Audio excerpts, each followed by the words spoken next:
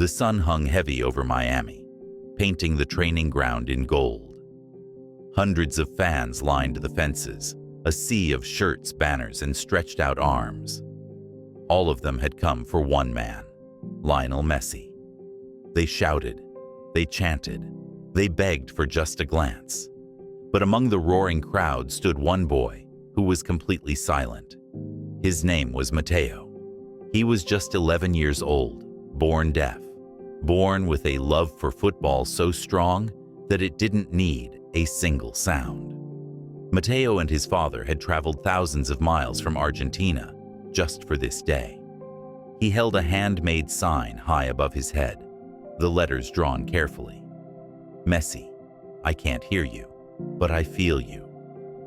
Messi didn't know it yet, but that small sign was about to create a moment the world would never forget. After training, Messi walked along the sidelines, high-fiving fans and signing shirts. He smiled politely until he noticed Matteo's sign. He stopped mid-step, blinking against the sunlight. Messi read it once, then twice. He didn't wave. He didn't move on. Instead, he pointed directly at Matteo. The crowd around them exploded in cheers, but Matteo only saw the gesture, the one meant just for him. His father lifted him over the barrier. The security guards opened a path. Matteo, trembling with excitement, ran toward his hero. Messi knelt down so he could meet the boy at eye level. No noise, no instructions, just two people, face to face, ready to speak in a different way. Matteo pressed his hand over his chest. Messi mirrored him instantly, pressing his hand over his own heart.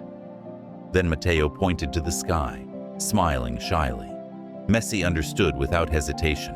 He pointed back at Matteo. Their eyes locked in a conversation deeper than words, a connection between two hearts, louder than any stadium cheer. Then came the magic. Messi slowly raised his hand and, carefully, imperfectly, signed, "I love you," in sign language. It wasn't polished, it wasn't rehearsed, but it was real, and it was perfect. Matteo's eyes widened in disbelief. Then he laughed, a pure, silent laugh that said more than 1,000 words ever could. Tears filled his father's eyes. Even the security guards were wiping their faces. Before parting, Messi pulled something off his arm, his captain's armband. He gently wrapped it around Matteo's wrist. He ruffled the boy's hair, smiled again, and placed his hand once more over his heart. Matteo did the same. The crowd stood in awe. Phones recorded. Reporters forgot their scripts, because for once, it wasn't about goals. It wasn't about trophies. It was about something pure. A reminder that love, admiration, and human connection don't require translation. That night, social media exploded.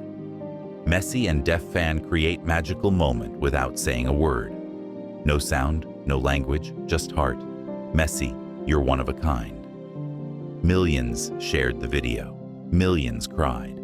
Because sometimes the most powerful moments are the ones wrapped in silence.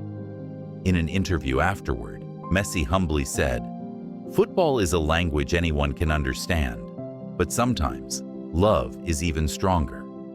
And when reporters asked Matteo how it felt to meet his hero, he smiled brightly, signed quickly, and his father translated. "I didn't hear anything, but I heard everything that mattered." Because sometimes, in a noisy world, the loudest things are felt, not heard.